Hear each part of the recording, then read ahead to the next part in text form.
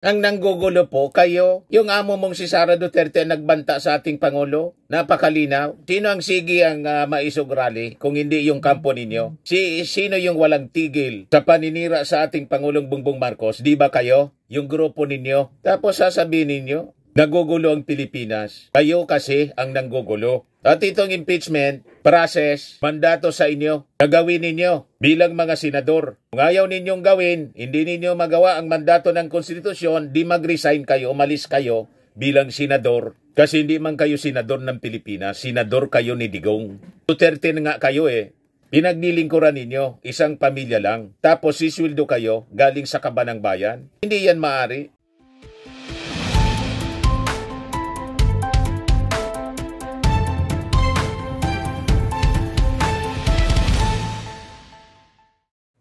Maraynal daw mga manuy, mga manay, mga tugang ko, salbay sa Bicol Region at sa buong Pilipinas, saka sa buong mundo. Ako po si Dante Maravillas, Bicolano broadcaster, journalist, vlogger from Albay. Panalo tayo mga kababayan sa round 1. Hindi man na-convene tulad ng report ng ABS-CBN. Kahapon, yung Senado, as an impeachment court, pero nagawa mga kababayan ng minority senators sa pamumuno ni na Senador Coco Pimentel at saka Risa Ontiveros. Nagtagumpay sila para mapanumpa at least mga kababayan si Chis Escudero bilang presiding officer ng impeachment court. At mamayang hapon, alas 4, yung mga senador naman yung manunumpa. Then eventually, bukas, Wednesday, June 11, iko-convene na po nila as a consequence nito yung Senado bilang impeachment court. So tagumpay sa round 1. Ito yung balita ng ABS-CBN. Senate minority fails to convene impeachment court on Monday. Pero si Chis Escudero, nagawa ng minority leader na mapasumpa. Sabi dito po, sa report ng Philstar, Chis takes oath setting in motion impeach trial. Finally, after hours of plenary debate, Senate President Francis Escudero took his oath last night as presiding officer of the impeachment court, setting in motion the trial of Vice President Sara Duterte.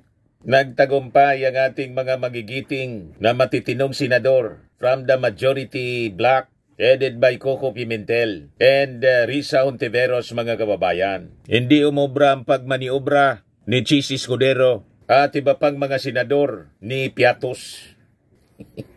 Tapos kahapon mga kababayan, nagyabang si talagang proud na proud si kababayan din namin, Bicolano rin from Camarines Norte, si Robin Padilla. Kahit niya sunugin ninyo ako, mangangamoy Rodrigo Roa Duterte pa rin ako, declaring his loyalty to Digong and Sara Duterte. Sabi ko nga po, idadamay pa tayo ni Robin Padilla. Yan sabi niya kahapon kasi may resolution siya na final para i-dismiss ang impeachment case laban kay Sara. Sabi niya, kahit sunugin mo ako dito, nangangamoy Rodrigo Roa Duterte ako. Bakit mo pa idadamay kabayan, yung ating mga mamamayang Filipino, na sunugin ka para patunayan na amoy Duterte ka? Huwag mo kaming idamay na maging kriminal. Kayo sanay dyan In fact, sabi mo pa, hindi ako abogado, madalas akusado. O di ikaw nang gumawa, patunayan mo sa amin na amoy Duterte ka. Una, para malaman namin, di ikaw ang sumunog kay Digong. Puntahan mo siya, sunugin mo doon sa dahig. Tapos ipaamoy mo sa amin yung abo. Para matry namin kung ano yung amoy, then isunod mo yung sarili mo, sunugin mo. Diyan sa loob ng Senado, magbuhos ka ng gasolina, sunugin mo sarili mo. Tapos aamoyin namin. Doon lang kami maniniwala, kabayang Robin Padilla, na yung amoy ninyo, ni Digong pareho. Pero pag hindi mo yan ginawa, hindi man po kami maniniwala. Kaya kung ako sa'yo, gawin mo na ngayon. Larga ka muna papuntang dahig, sunugin mo si Digong. Dalhin mo dito yung abo, amoyin namin. Pag naamoy na namin, then pasok ka dyan sa Senado, sunugin mo sarili mo. Amoyin naman namin. Pag pareho, di okay.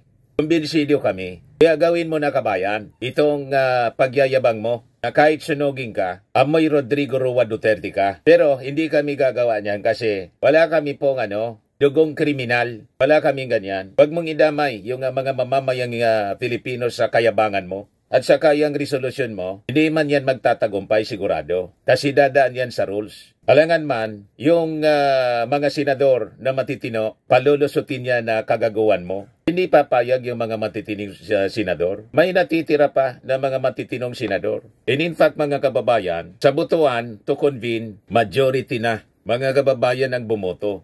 Kasi feel nila ang pressure ng ating mga mamamayang Filipino, ng publiko. Yan o. Ang bumoto para i-convene. Nadala pati si Escudero po. Oh. Convene. Si Ontivero, si Pimentel, siya yung nanguna. Pati si Cayetano po, si Bongo, si Estrada, si Chis Escudero, si JB Ercito, si Gatchalian, pati si Subiri. Karamihan doon, mga kababayan, ilan sila? Siyam. Karamihan doon, perceived to be allies ni Sara Duterte ni Digong. Pero tingnan ninyo, kaya talaga po mga kababayan, kailangan talaga madiretso yung impeachment trial at sa tingin natin, magiging tuloy-tuloy na ito. Kasi mamaya, susumpa na po yung lahat ng senador bilang mga senator judges. Then bukas, they will convene. Hindi man nagawa mga kababayan na mag-convene kahapon, at least nakasumpa na mga kababayan si Chis Escudero at mamaya yung ibang mga senador bilang mga senator judges. Yung hardliner talaga to dismiss si De La Rosa, si Padilla, si Marcos, Aimee, Tolentino, Villar, yung maginang Villar. At yung no comment yet, si Binay, si Pia Cayetano, si Lapid, si Ligarda, si Po, Revilla, Tulfo, Villanueva. So napaka-importante na talaga mga kababayan, yung pressure galing sa publiko. And you know, pati dito sa amin, other than yung Ateneo de Naga University, na sumama sa iba pang mga university sa Mindanao, sa nagsalita as additional voices po in the mounting pressure laban sa Senado to forthwith proceed with the trial. Yung aming mga IBP members, Integrated Bar of the Philippines Albay Chapter, naglabas na rin po ng statement. O ito po mga kababayan, basahin ko po sa inyo yung statement ng Integrated Bar of the Albay, the Philippines Albay. On the pending impeachment matter, we express concern over the inaction of the Senate on the pending impeachment matter against the Vice President. The lack of any action by the Senate since the articles of impeachment was transmitted to it on February 5, 2025 is causing legal and political uncertainty that ultimately undermines the rule of law in the country. The uncertainty serves only to erode the integrity, impartiality, and credibility of the Senate as the institution entrusted with duty to try and decide impeachment cases. The delay is unfair to all. It prevents the complainants from proving their case, while at the same time deprives the respondent of the opportunity to defend herself from the charges. More importantly, the constitutional process on the impeachment is unduly suspended. Tama po. Hindi lang ito para sa prosecution. Para din ito sa defense. Para ito mismo kay Sara Duterte para malinis ang kanyang mabantot na pangalan. Bumantot ng bumantot ang kanyang pangalan bilang isang politiko, bilang isang tao, bilang isang vice-presidente. Ang nagpabantot niyan siya mismo. Ngayon, para malinis ang kanyang pangalan, kailangang sumailalim siya sa trial. Pinipigil nitong mga kaalyado niya, ilalong bumantot. Kasi nga po mga kababayan, iisipin ng publiko, pinagtatakpan ninyo kasi guilty. Kasi totoo yung mga akusasyon. Ngayon, sabi ninyo, walang katotohanan, politika lang ito. Patunayan ninyong walang katotohanan, politika lang ito. Diretso na ang trial. Pero habang yung mga senador na kaalyado ninyo, patuloy sa pakikipaglaban para hindi matuloy ang impeachment trial, lalong gigigil ngayon ang ating mga mamamayang Pilipino. Kita ninyo, buong Pilipinas na. Kahit yung IBP Albay, nagsalita na rin po. Yan o, pinalabas mga kababayan kahapon. So sabi ng Integrated Bar of the Philippines Albay Chapter, as the impeachment court, the Senate is duty-bound under Article 11, Section 3.4 of the Constitution to expeditiously act on the pending impeachment matter. If ordinary courts, tribunals, and government officers are obligated to speedily act on matters brought before them, there is more reason for the Senate to immediately act on the articles of impeachment transmitted to it as required by no less than the Constitution itself. Like any other court, it cannot refuse to render a decision on any case or matter brought before it, for only by taking action can the issues and the opposing legal arguments raised be properly disposed of. We call on the Senate to act on the articles of impeachment according to its sacred constitutional duty. We call on the Senate as the impeachment court to decide the matter in accordance with the principles of due process, fairness, and impartiality. Yan ang statement of IBP Albay Chapter Board Officers on the pending impeachment matter. So palakas ng palakas mga kababayan at padami ng padami ang nagsasalita. Ito naman yung balita galing mga kababayan sa abogado.com.ph. Pressure mounts on Senate to convene BP Sara impeachment trial. Galit na po yung mga tao. So sabi dyan, the Philippine Alliance of Human Rights Advocates or PARA called on the Senate to constitute itself as an impeachment court and start trying the impeachment complaints lodged against Vice President Sara Duterte. Ang daming kuskus balungos, ang daming pandidribol at buladas. Simple lang ang gusto ng taong bayan, litisin si Sara Duterte at ipalabas ang katotohanan, said para Secretary General Edgar Cabalitan. Yung debate po kagabi ng mga senador, walang kakwenta-kwenta, paulit-ulit.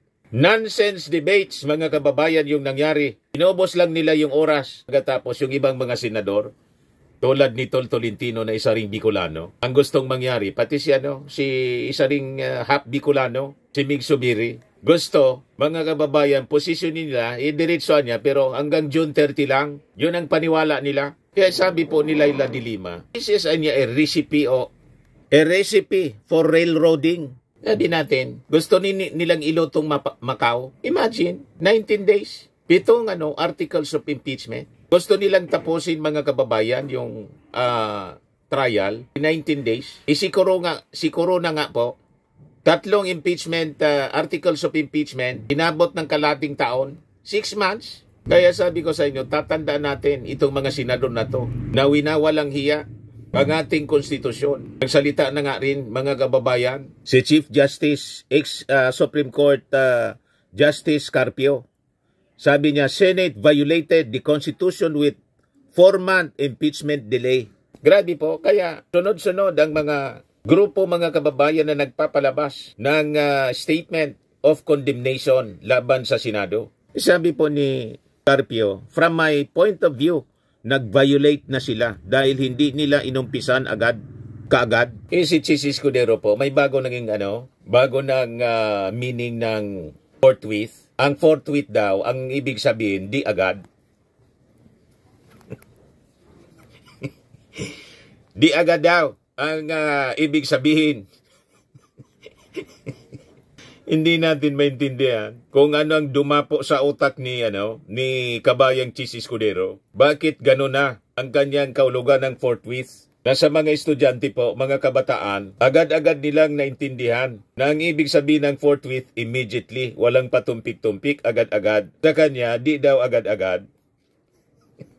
Naapektuhan po ng pagpakilay si Chis Escudero, mga kababayan. Bumara yung utak na bara ng kanyang pagpakapal ng kilay. Yan ang ating observation. Biglang nawala yung brilliance, mga kababayan, ni Chis Escudero bilang isang abogado. Sabi ni Carpio, ba't ngayon nga, 4 months na, hindi pa sila nag-uumpisa. So talagang tingin ko labag na sa konstitusyon. So ano po dapat gawin? Siguro, justice naman kayo dati at abogado kayo. Mag-file na kayo ng asunto sa Senado, laban sa Senado. File na kayo, papanagutin itong mga senador sa pag-violate consummated na yung kanilang violation, nagawa na nila. Sabi po ninyo, file na po ninyo ng kaso for violating our Constitution. Abogado naman po kayo at ex-justice, senior associate justice, para hindi po pamarisan ang susunod nating mga senador, itong mga ginagawa nila. Kaya tuloy-tuloy ang condemnation ng publiko, mga kababayan. Kaya sabi ng para, if the Senate is serious about accountability, it must beat the clock and stop dribbling. Every delay weakens the public's trust and emboldens impunity. The truth must be heard, and the Filipino people deserve nothing less. Sabi ni para Secretary General Edgar Cabalitan. Sasabi dito sa balita, para alongside its member organization and civil society allies plans to join a large protest action at the Senate this Wednesday. Bukas po. The demonstrations aims to amplify public demands for the transparency, accountability, and justice regarding the impeachment proceedings. Tuloy ang panawagan, litisin si Sara. Ngayon din, Cabalitan concluded reiterating the call for an immediate trial. Kita ninyo, mga kababayan, padami ng padami. Si dating Senate President Franklin Drilon, nag-warning na rin, my message to my former colleagues who seeks hide the truth. Who seeks to hide the truth. The resolution is clearly unconstitutional. Do not play with fire, baka masunog kayo. Ano, Robin Padilla?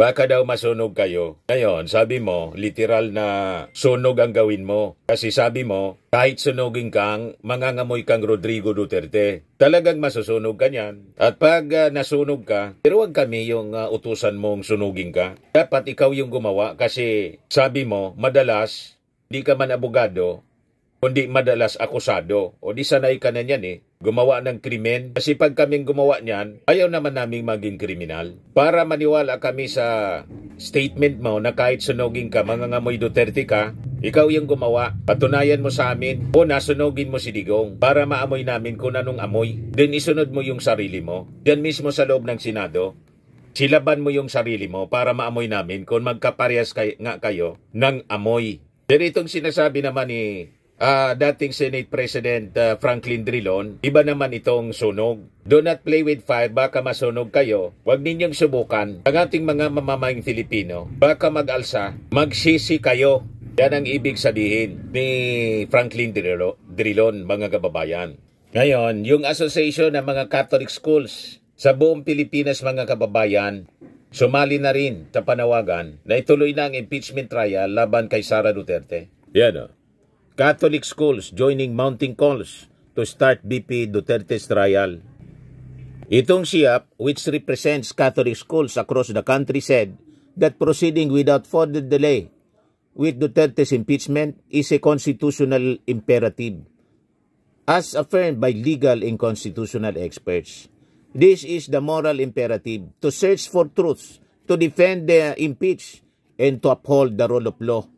This is also the democratic imperative to protect our principles of due process, checks and balance, transparency and public accountability, sabi po nila. Sabi po ng SIAP, nitong ating mga senador should rise above individual and political interest, calling on them to honor the vow to serve the Filipino people. This was your vow when we elected you. This was your commitment to the Filipino people. This was the promise you made to your God, who blessed you with the power to lead and serve. We pray that you honor your vow, commitment, and blessing with spiritual discernment, courage, and action. Sabi po, mga kababayan ng SIAP. Kaya yung sinasabi ni Bato de la Rosa na nang mag-ikot-ikot daw sila, mag-ikot-ikot siya sa Pilipinas during the campaign. Ayaw daw ng taong bayan ng impeachment. Kayo man lang po, yung kampo ninyo ang ayaw. Hindi kami na naniniwala doon sa statement ni Sara Duterte na I want a bloodbath. Pang-cover lang niya yun. Pero ang totoo, ayaw niyang matuloy yung impeachment trial kasi mabubulgar yung lahat ng baho niya. Yan si Bato. There are always two sides of the coin. Bakit ba? Wala bang value yung mga taong bayan na nagsasabi na ayaw namin ng impeachment?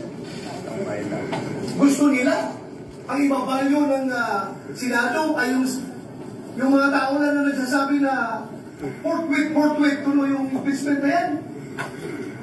Ano, kalimutan na natin yung ibang tao na majority na nagsasabi na ayaw namin ng impeachment kasi paggugulo lang yan sa ating bansa. Lalo tayo nagiging divided. Lalo nasisira ang ating ekonomiya.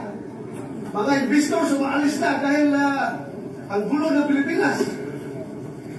So yun lang po, Mr. President. I am 101% supporting you. What's your stand, Mr. President? Thank you, Mr. President.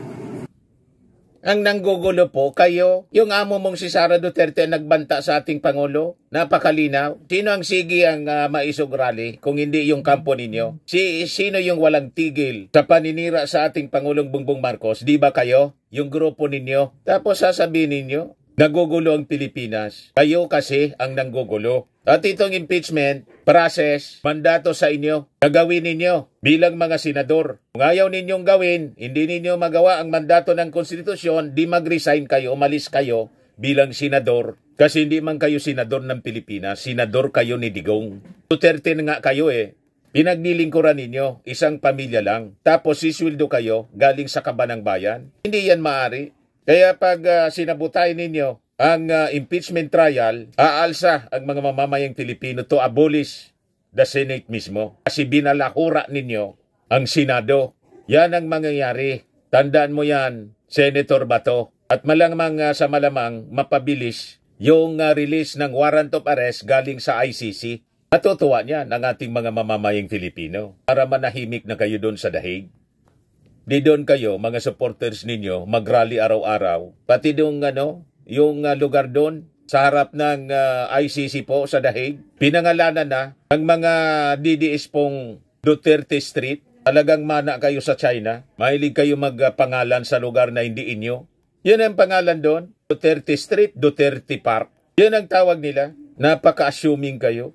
Ngayon, sabi po ng UP faculty, itong impeachment trial niya, susi ito to unlocking BP Sara bank accounts.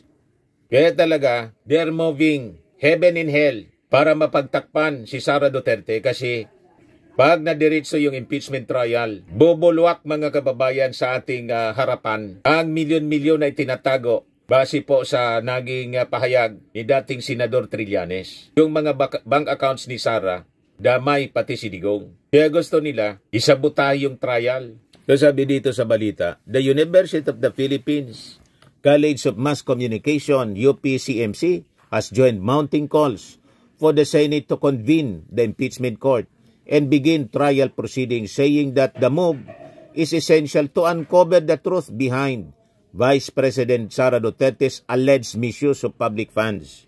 Sabi ng mga MASCOM students, the trial niya can compel transparency by ordering the opening of accounts and the release of financial records. This includes the power to grant immunity to bank officers, disbursing agents, government cashiers, and other personnel with direct knowledge of transactions involving the office of the Vice President. Kung walang sala po, hindi totoo yung mga na-file na articles of impeachment, lalo na yung tungkol dito sa pagwaldas, allegedly, ng pera ng bayan. Ang dapat interesado na iporso ang trial, mismo dapat si Sara Duterte. Kaya lang yung sabi niyang, I want a bloodbath, iba man po ang ginagawa ng kanyang mga kaalyado. At hindi niya sinasaway. Ang ibig sabihin, yung bloodbath na statement niya, hindi man totoo. Baliktad, mga kababayan, ang gusto niyang mangyari. Walang trial na dapat matuloy. Yan ang ibig niya sabihin. Puro baliktad ang statement, mga kababayan. So sabi nila, such immunity is vital to enabling insiders to testify without fear and transform them into whistleblowers and critical witnesses for the nation. The Senate impeachment court would also be empowered to order the production of documentary and physical evidence, including land titles, certificates, property photos, and the results of site inspections that could shed light on any unexplained wealth linked to Duterte, her relatives and close associates. So sabi po ng UPCMC, These investigative mechanisms are anchored in the people's constitutional right to information on matters of public concern, a right intimately tied to press freedom and freedom of expression. It also expressed concern over what it described as inaction and reluctance on the part of Senate President Francis Chis Escudero and several senators to begin the proceedings, warning that hesitation only protects powerful officials from scrutiny. Ang ibig sabihin po niyan, gusto nilang i-cover up. Mismo yung Senado, yung mga kalyado ni Sara Duterte, gustong i-cover up po ang maling gawain. Hindi po tayo papayag, mga kababayan. And hats off dito, mga kababayan, sa ating mga senador na talagang matapang na nakipaglaban kahit sila po ay belonging to the minority. Hindi umobra yung mga senador, napilitan yung mga senador na mag-convene. So mabuhay ang ating mga magigiting na senador from the minority. Nakipag-usap po kami sa inyong lahat. So please, maging reasonable naman po tayo at tumupad naman po sa mga kasunduan.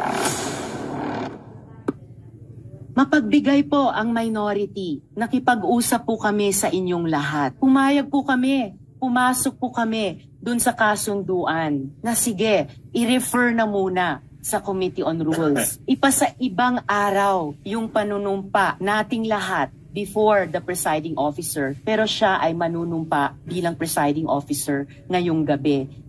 Natural na epekto na kapag ngayong araw manumpa ang presiding officer, bukas ay tayong lahat naman manunumpa bilang senator judges, natural na epekto yun na we have constituted an impeachment court. Hindi yun po ang unang issue na ni-raise na prejudicial issue.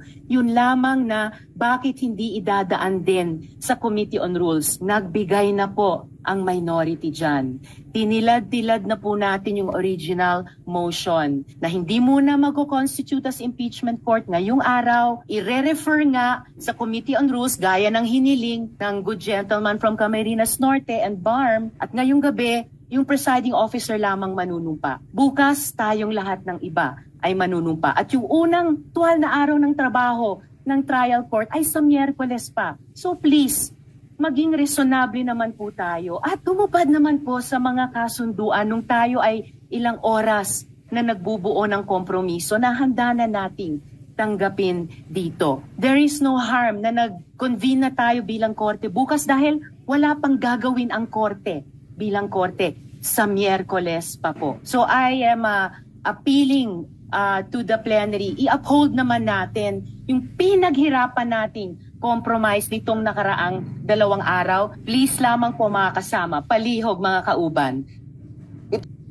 Yan ang magiting na senadora, mga kababayan. Matapang, magaling, naninindigan para sa tama. Malayong malayo si kabayang Chis Escudero. Ito yung pwedeng tumakbong presidente o vice-presidente, mga kababayan. Lumalaban para sa tama. Tapos itong si Coco Pimentel, kung bumalik ito sa Senado sa 2028, ako personally, ikakampanya ko po ito si Coco Pimentel. Kasi ipinaglalaban niya yung tama. Ganon ang mga uri ng senador ang kailangan natin po. Kaya nanginayang ako kay Chis Escudero. Sabi ko, kung si Chis Escudero sana, naging matino.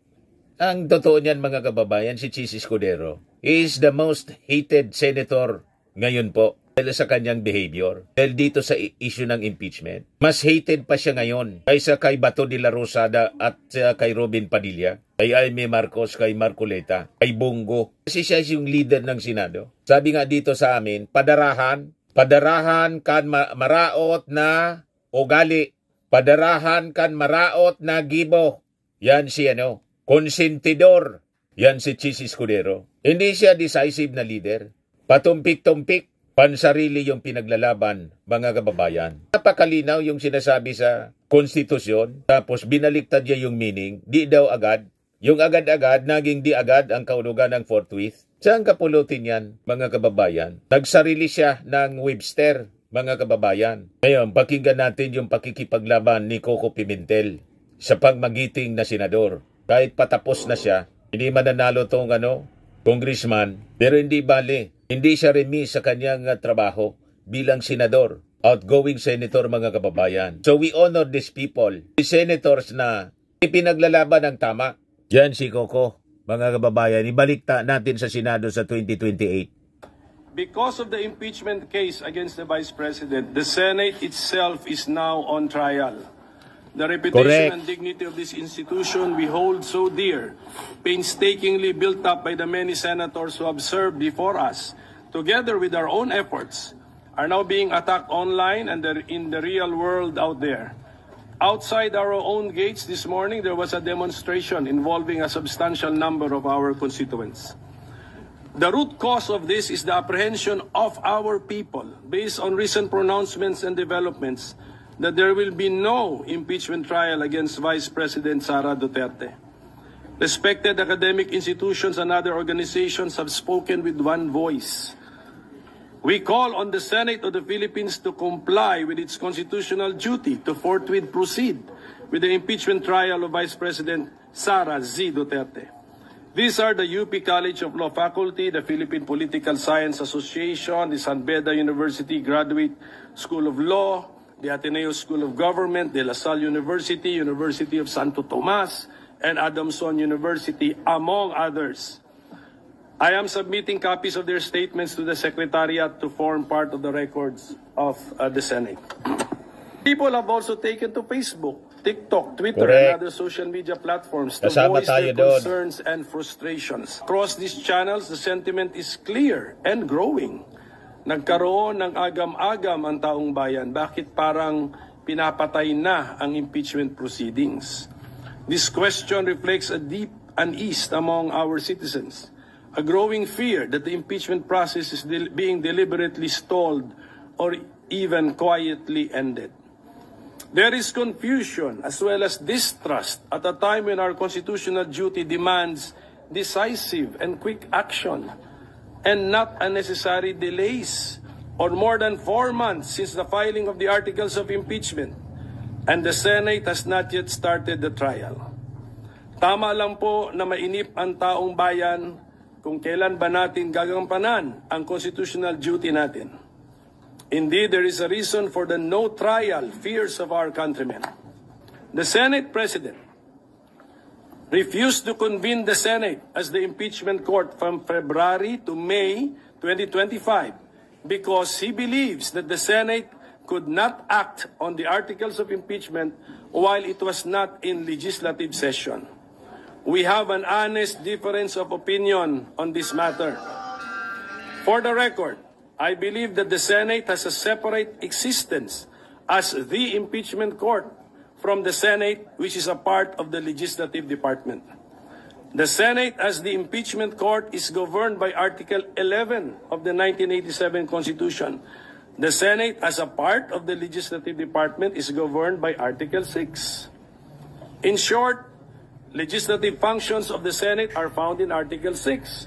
The other functions of the Senate found outside of Article 6 of the Constitution are therefore what we can call the Senate's non-legislative functions. This conclusion is bolstered by the case of Pimentel Jr. versus Joint Committee of Congress, which involved the function of the Senate as part of the National Board of Canvassers for President and Vice President, a function which is found in Article 7 of the Constitution. They don't believe how... The Supreme Court ruled in this case that the legislative functions of the 12th Congress may have come to a close upon the final adjournment of its regular sessions on June 11, 2004, but this does not affect its non-legislative function. What is more important to me is the entry in the judgment which states as follows. In sum, despite the adjournment sine die of Congress, there is no legal impediment to the Joint Committee completing the tasks assigned to it and transmitting its report for the approval of the joint public session of both houses of Congress, which may reconvene without need of call by the President to a special session. I want to focus on the phrase, without need of call. Wala po sinasabi na ang Senado as the impeachment court shall meet only while the Congress is in session. Wala po yan. Clearly, therefore, the Senate as the impeachment court could have proceeded with the trial of the articles of impeachment even if the Senate as a legislative body was not in session. But that period of time from February to May 2025 is lost time already. The remedy is simple.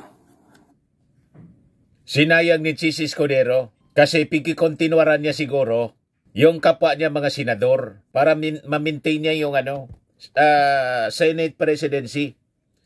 Kasi naka-schedule na yung mga kapwa niya senador, kasama siya doon kasi nagpaparis siya. Nanood ng fashion show ng kanyang asawang si Heart Evangelista. So nakaboking na sila.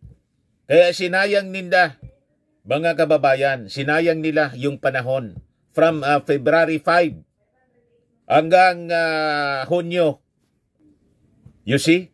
Na pwede sana sila, iyon ang sinasabi dito ni Coco Pimentel, na pwede na sana sila, mga kababayan, na nag-trial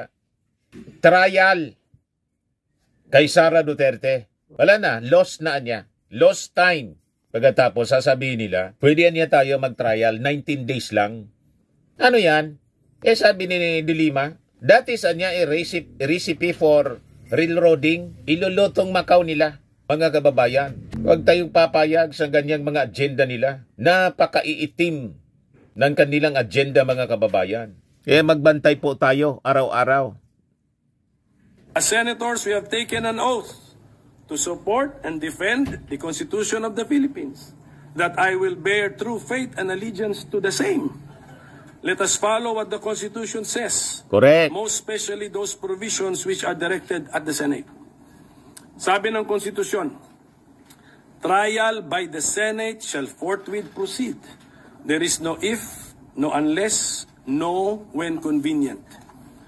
Indeed, the Senate has a constitutional duty to hold the trial of an impeachment complaint, especially when it has been filed by at least 1/3 of all the members of the House of Representatives, like in this case against the Vice President.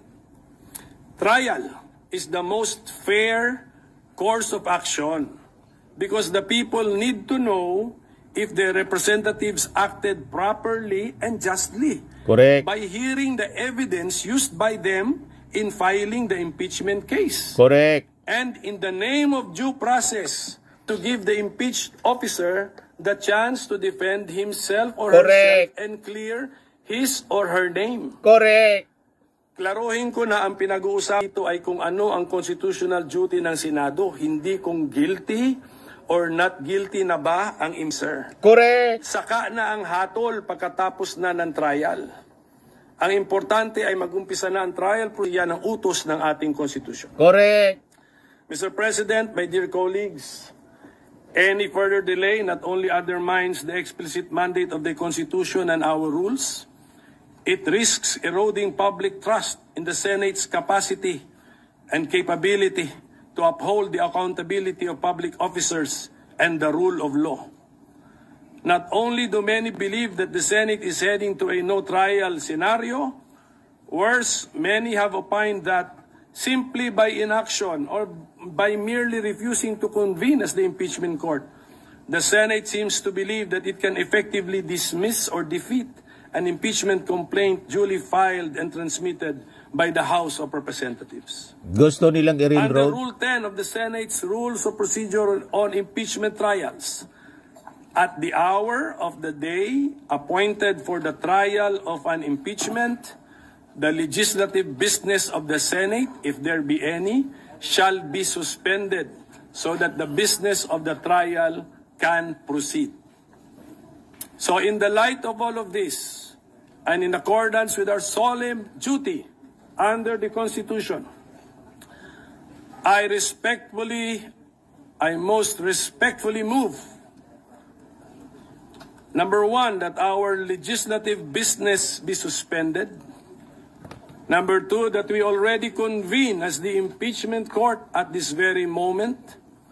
Number three, that the Senate President immediately take his oath as presiding officer of the impeachment court.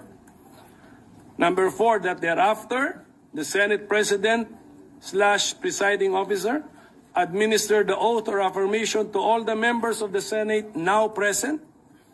Number 5, that the impeachment court then call the impeachment case against Vice President Sara Duterte and come up with a calendar for the trial thereof. Number 6, that tomorrow, June 10, 2025, at 2 o'clock in the afternoon, the impeachment court call the impeachment case for the presentation and reading of the articles of impeachment by the panel of prosecutors of the House of Representatives. And number 7, that thereafter, the writ of summons be issued to the impeached officer. Hindi yun nangyari, mga kababayan. Yung nangyari lang, yung pag-take oath ni JC Escudero bilang presiding officer ng impeachment court. Kasi nagdebate sila nang wala mang paulit-ulit lang yung mga argumento. Nonsense yung mga pinagsasabi. Inubos nila yung oras. Imagine, para lang yung pag-convene, inubos yung oras nila. Pagkatapos sasabihin nila, sige anya, 19 days tapusin natin ito. Yung pag-convene nga, hindi ninyo nagawa.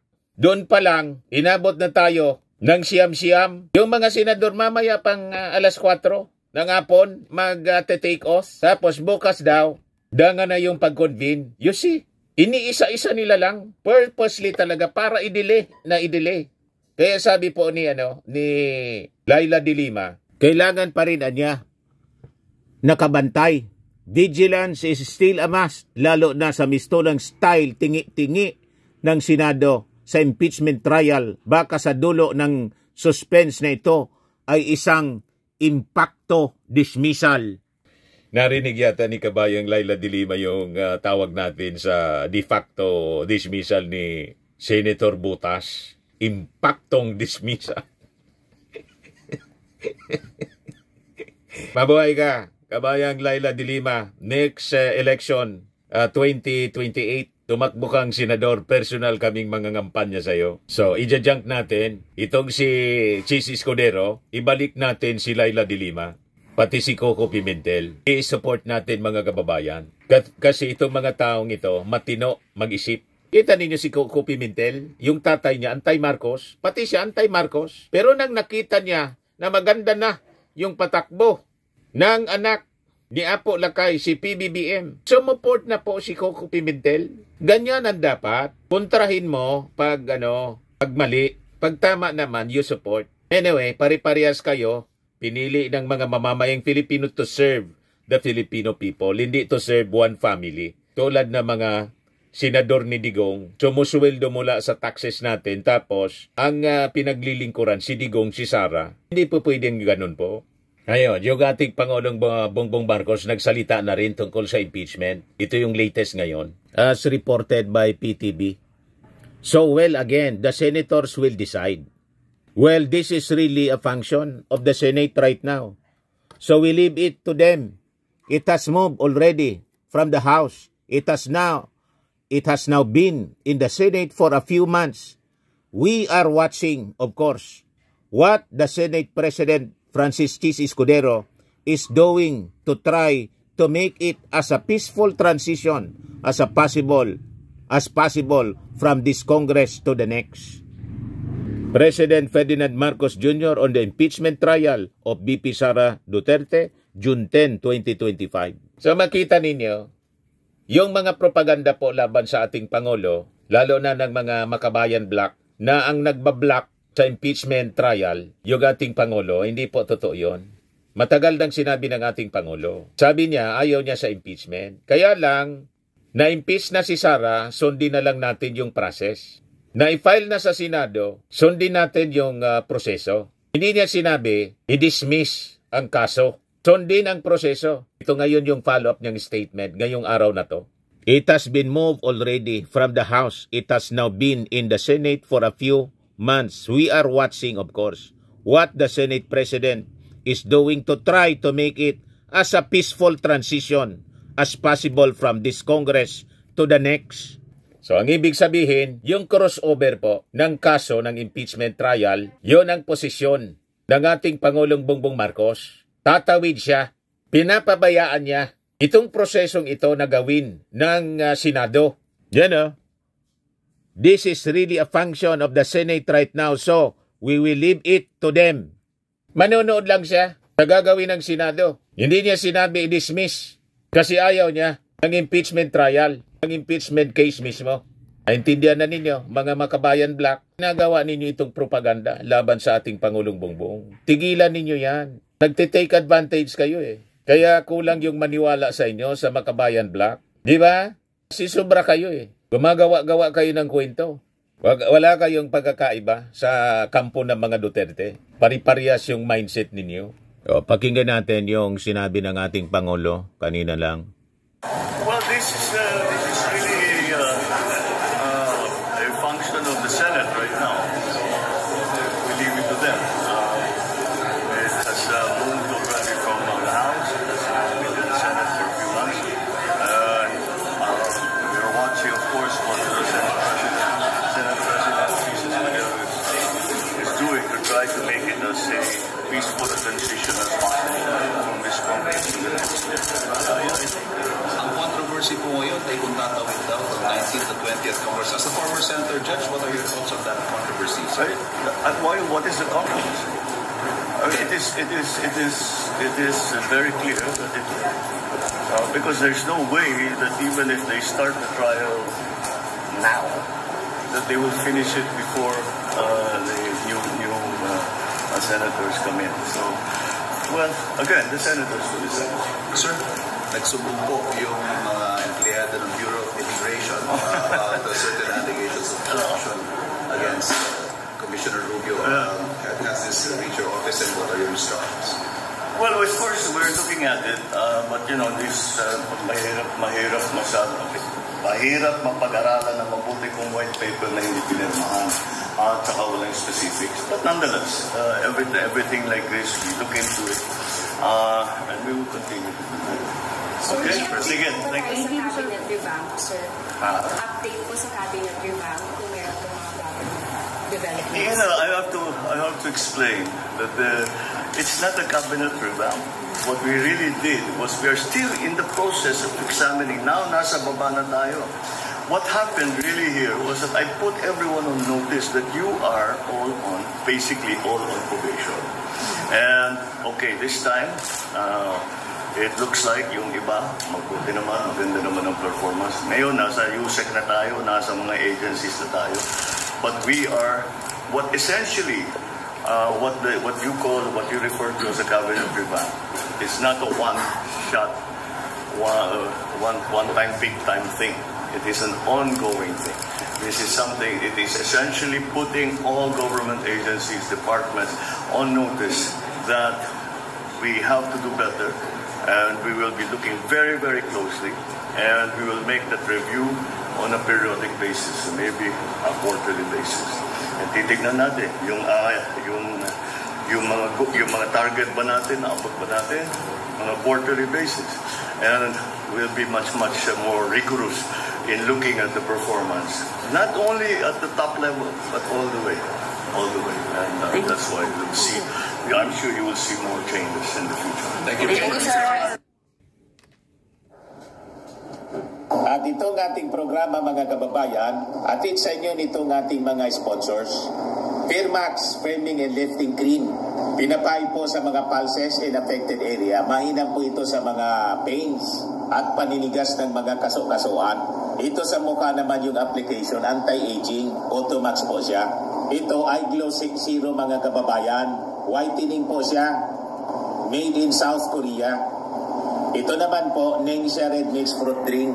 Gawa po siya sa goji berry. May anti-cancer properties po siya. At sa mga nagana po ng malinis and spacious fitness gym, pumunta lang po kayo sa aming Colossal Fitness Gym. May Grab car rental din po kami. At bills payment po sa aming office.